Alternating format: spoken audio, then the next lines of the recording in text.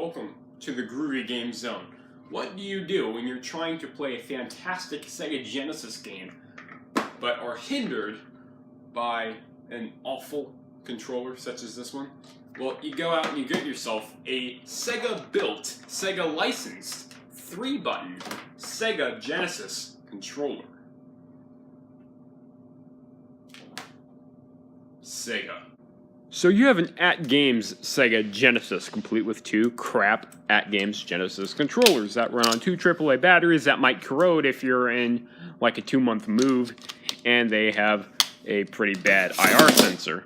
Well, you know, you could stick with those, or you could get a wired, non-battery powered 3-button SEGA Genesis controller with a really, really long cord that you'll never need an extension cable for, unless you're playing like 20 feet away from your system.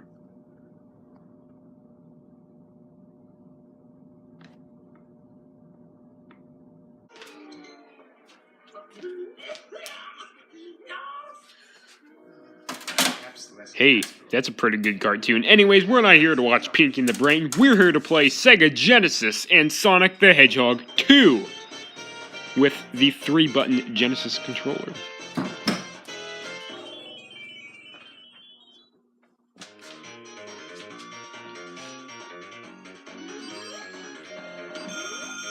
So, how well does this controller work? Well, it works exceptionally well. Especially for something that's like 30 years old. However, my A button is just a little touchy. Now I'm sure that's just an isolated incident. I mean, this thing's 30 years old, it's bound to have some sort of issue.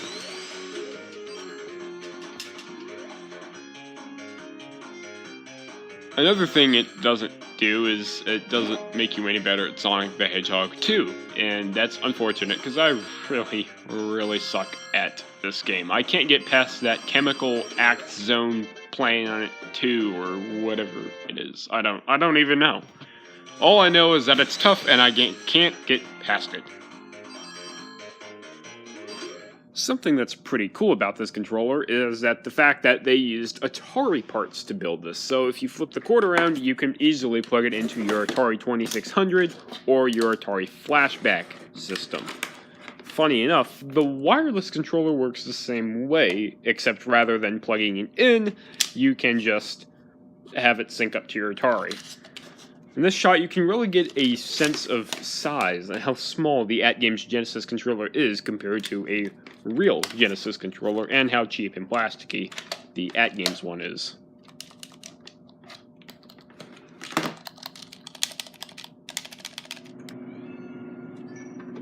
Oh look, it's more great cartoons, but yet again, it's not time to watch cartoons. It's time to play video games.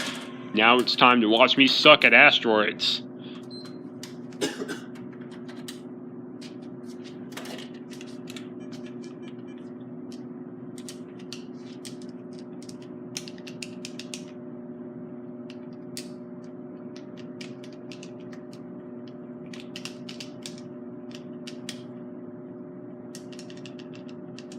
As you can see, I'm having a little bit of a technical difficulty with this. As far as I can gather, what you're supposed to do is you're supposed to hit the start button on the actual console itself rather than use the controller to start it, unlike the Atari Flashback 4 controller.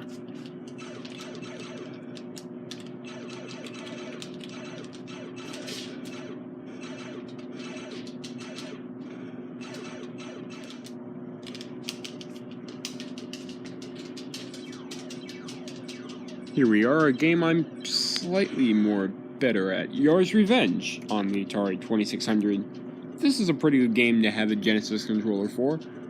Anything I've tried really worked with the Genesis controller, although to be fair, I didn't play a whole lot of games on here.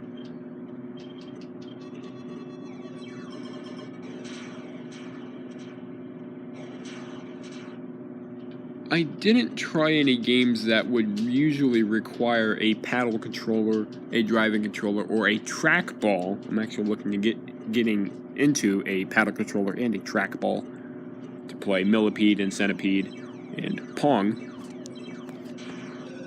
But the Genesis controller on games that just used the joystick seemed to work pretty well, like Yars' Revenge, Asteroids, Jungle Hunt.